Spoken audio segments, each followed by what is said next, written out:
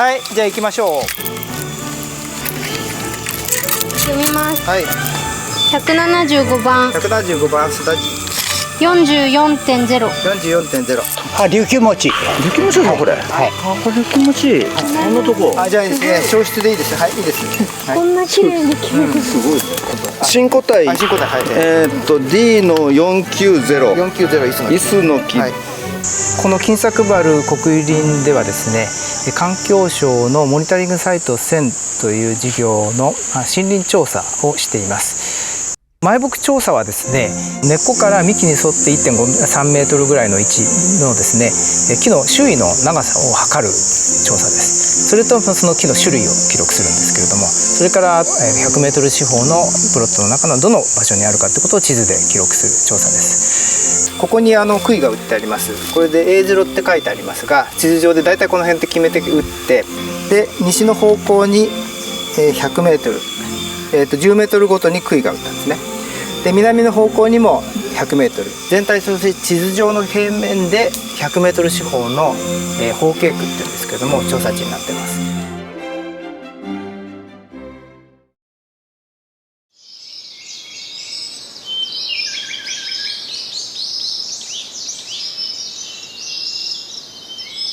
ロープが意外と動くので、ね、だけどまあこれだけ人数あるので、まあできる中でちょっと分けて大丈夫かもしれないですけど。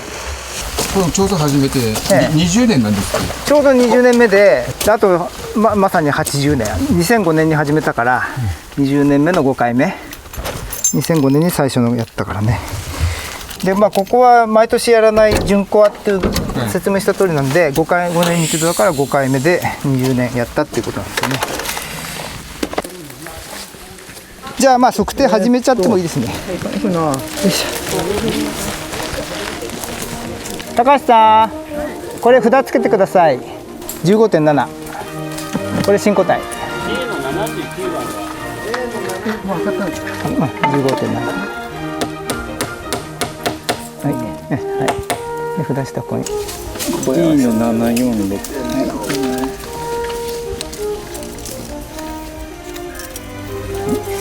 これ樹種は何？じゃあ琉球餅？はい。鳥飼さん新個体。はい。D の746。D の746。琉球餅。琉球餅。15.7。15.7。はい。1係誰だっけ？ここは。はい。あ、お願いします。これが D の746。新個体。746です。746だっけ？琉球餅。琉球餅。46。まあ10年前との比較になると自分はそんなには感じなかったですね。もうそこそこ成熟した森なのかなっていう感じがするんで、若い森みたいに密集してはないのでいい感じの森かなっていう印象ですね。はい。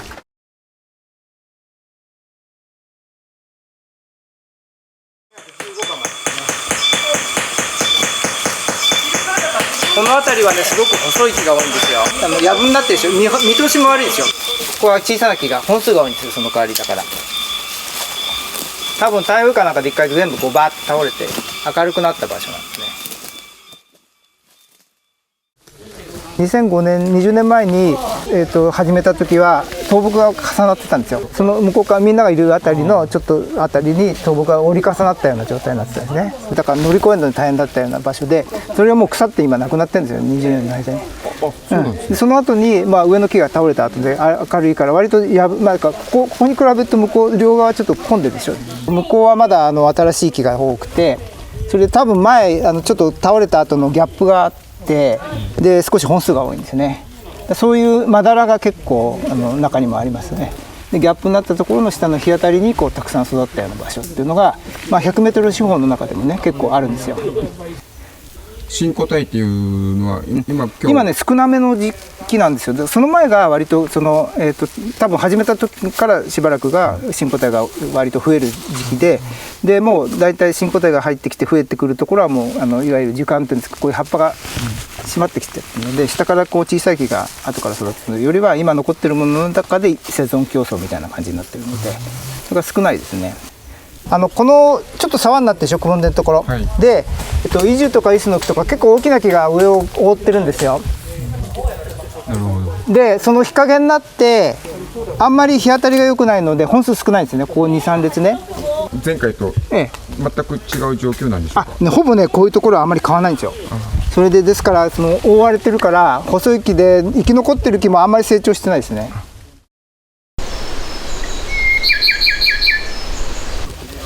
30がまだ30がここら辺かな。これ31ですね。だったらなんかこの辺にありそうですよね。わからないとして次に進みますかね。そうですね。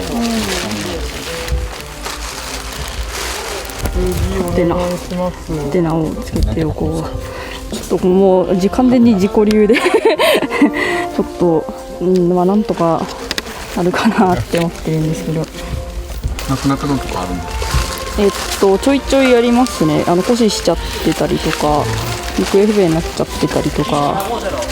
A の141。A の141、はい。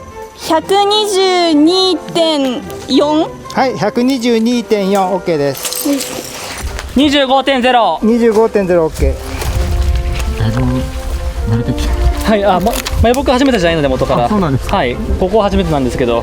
ここのなんか特徴ってあったりしますか。ここはやっぱり全然北の森林より密度高いですし、木の本数が多いですね。全然。それからやっぱ常緑樹が多いので、なんか北方の森林と比べるとなんかどれも同じに見えますね。なんか葉っぱが青々としてるんでみんな。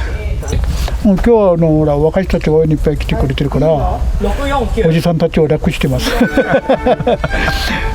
今回は前回と同じ奄美野鳥の会とかマングスバスターズ、そういう人たちが中心ですけど、自然遺産になったりとかそういうこともあるので、環境省の人が2人来て、それ以外には、ネットワークセンターって言うんですけど、データをねまとめたりしてるところの人たちが、学生さん含めて5人来てるんですけど、あとはこのプロットに興味ある鹿児島大学の先生と学生さんとかですね。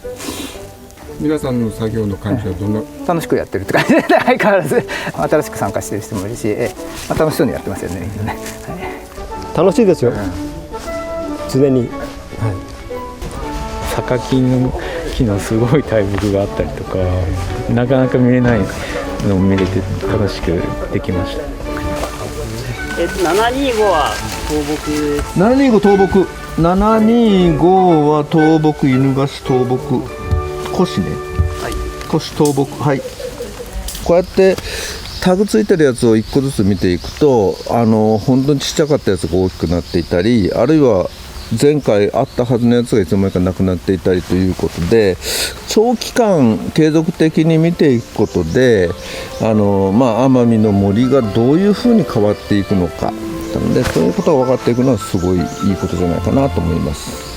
100年後、このプロットどのようになってると。